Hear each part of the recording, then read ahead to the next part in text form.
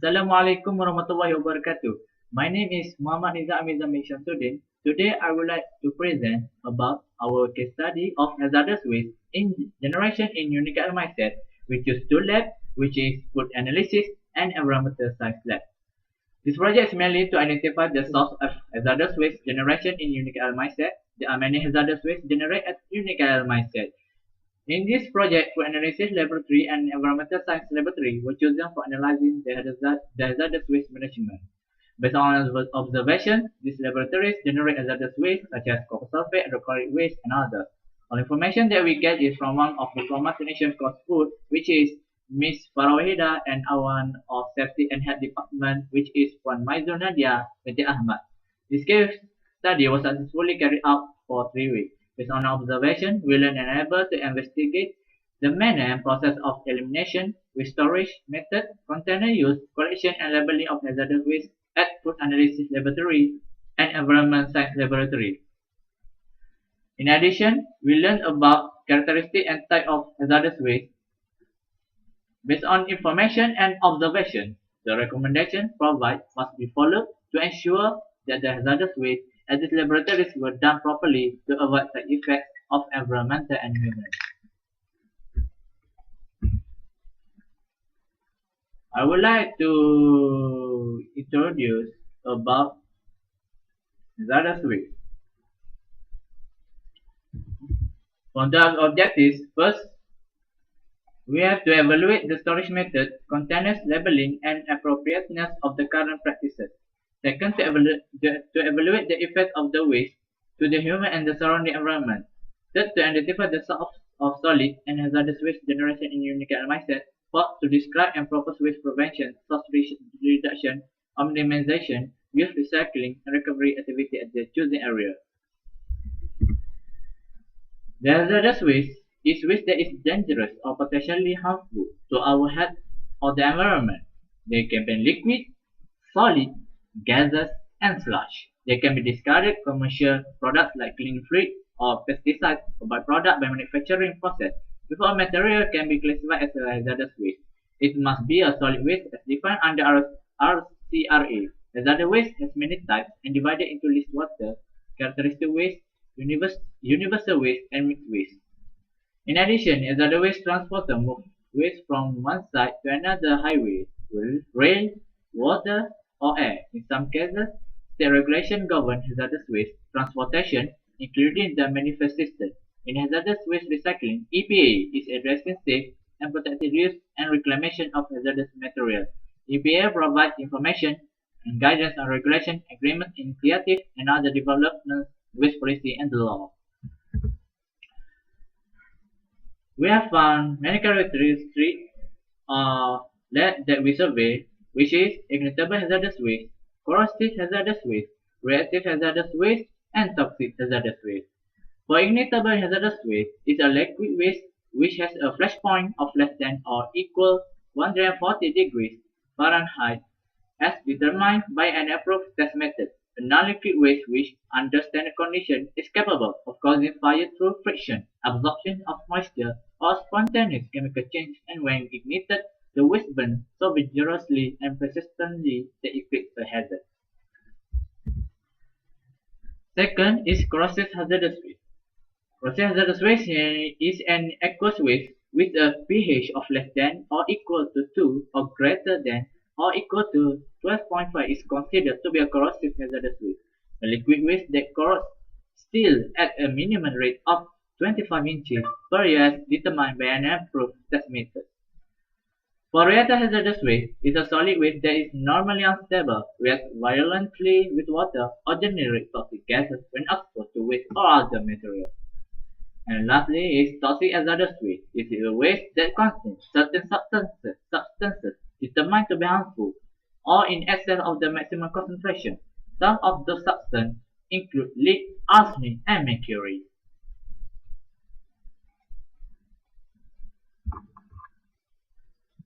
We have chosen selected area which is food analysis laboratory and environmental science at UniKL MICET. Okay, I will continue from my friend. My name is Muhammad Hafiz bin Muhammad Fauzi. So I will introduce about the selected area, which is Food Analysis Laboratory 22A, that is placed near separation laboratories behind Lestari Hall of UniKL MICET. This laboratory especially for students which in course, diploma and degree of chemical engineering technology in food. This laboratory complete with tools and equipment for experiment related to the course of food.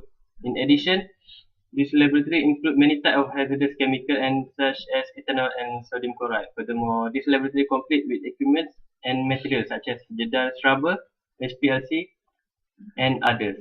Next, we continue with the environmental science, which is at 17A. So this laboratory especially for students which is in course diploma chemical engineering in MICET. This laboratory complete with tools and equipment for experiment related to the course of environment. Furthermore, this laboratory complete with equipment and materials such as furnace, incubator, shaker, Jeddah unit, and others. So I will identify about the hazardous waste. So the example of hazardous waste is sodium chloride, mercury, ethanol, hydrogen peroxide, sulfuric acid, sodium carbonate, nitric acid, aluminum chloride, and iodine, which is found in Food Analysis Laboratory 2A. Yeah, so for the Environmental Science Laboratory 17A, we can found that AAS waste, chromium waste, waste oil, copper sulfate, cyanide waste, hydrochloric acid, and COD vials.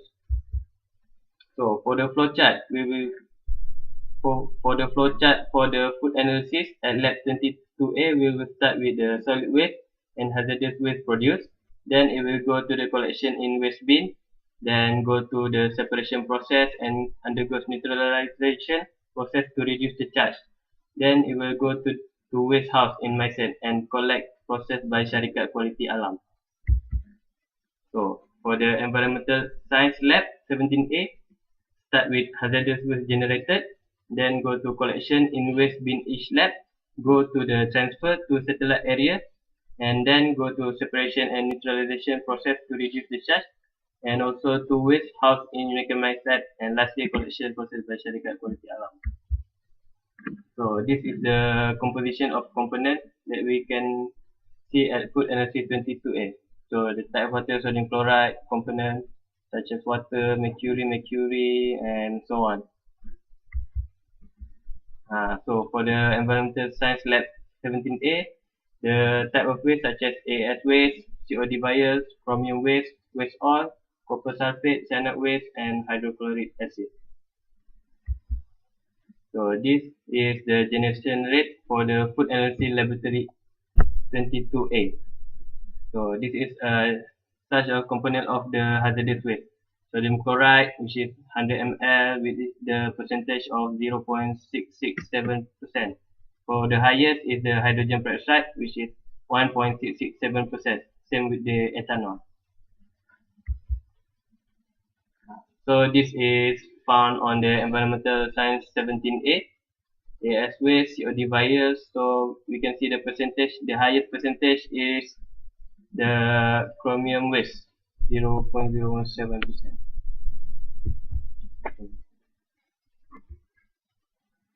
Okay, I will continue this presentation. My name is Ashraf Mohammad. I'll present about factors affecting waste generation, such as students' attention in waste minimization and management, frequency of waste material being collected, event and special occasion, population mindset, frequency of waste material being collected.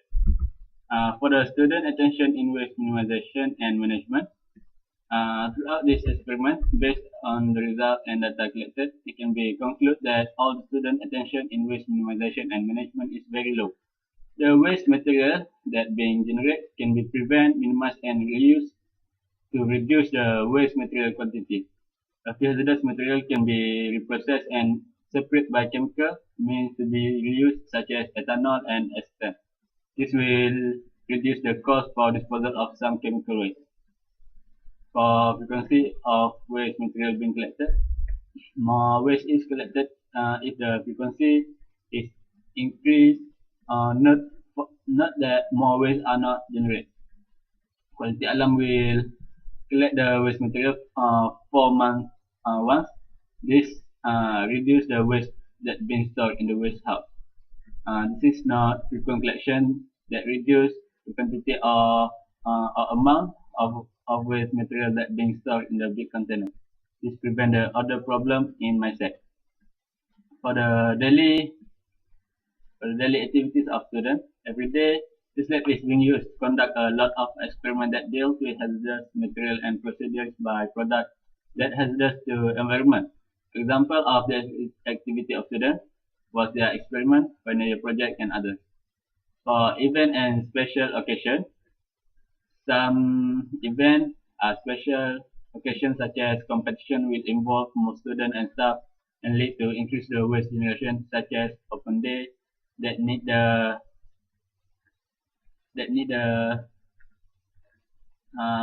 staff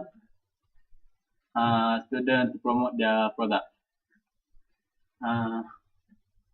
For the characteristic of major hazardous waste is sodium chloride. The physical characteristic is appearance fruit is solid. For the color, it has colorless. For pH is 7. Melting point and freezing point is 801 degrees Celsius. For the ethanol, the physical state is liquid. The appearance is clear, colorless, and the other is aromatic odor. For the nitric acid, physical state is liquid, appearance clear to yellow, odor strong odor, and acid color.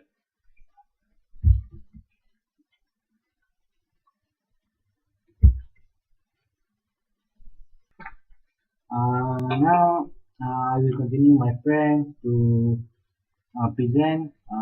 My name is Ahmad Rahim. As we can see here, characteristic of major hazardous waste in Environment Lab 17A. We have chromium waste, alluvial, physical and chemical characteristic that you all can read in the slide. Then I will tell you about effect of hazardous to the human and environment. Hazardous waste can be the effect of hazardous waste to human are eye irritation, skin irritation, respiratory irritation, and dizziness that correspond to waste alcohol group. If this waste were improper handling, it can cause fire because the property of the solution flammable. Next, if the solution is discharged to the soil will lose their nutrient as supplier to the plant and microorganisms in the soil. How to storage method, container collection, labeling, and suggestion for improvement. In this slide, we have shown our waste in the food analysis, how to storage method, container collection, labeling. In the environmental lab also have storage method, container, and collection labeling provider. Then I will tell you about waste management strategy, implementation, or potential. Firstly, avoidance and minimization. The diagram above show the most desirable waste minimization. The theoretical minimization virus should be applied in environment lab and food lab. They need to minimize their waste production by really measure the amount of substance they need for that day. Second is reuse. This theory is about reuse also can be done in the food and environment lab by using the material that can be extracted and can hit a step level of the material itself. It enable them to use it back and save a lot of cost to get a new one. It will be using a lot of human energy and electrical energy, but it was worth to save the environment from being that polluted. Thirdly is the recycling. Recycling, a recent national study into curbside recycling, paper, glass, and plastic, and others. Then recovery and disposal. As a conclusion, the source of hazardous generation in UniKL MICET for this group mini project was focusing on food analysis and environmental science. From the waste generation to disposal area was managed to be drew There are a lot of waste that have been identified. For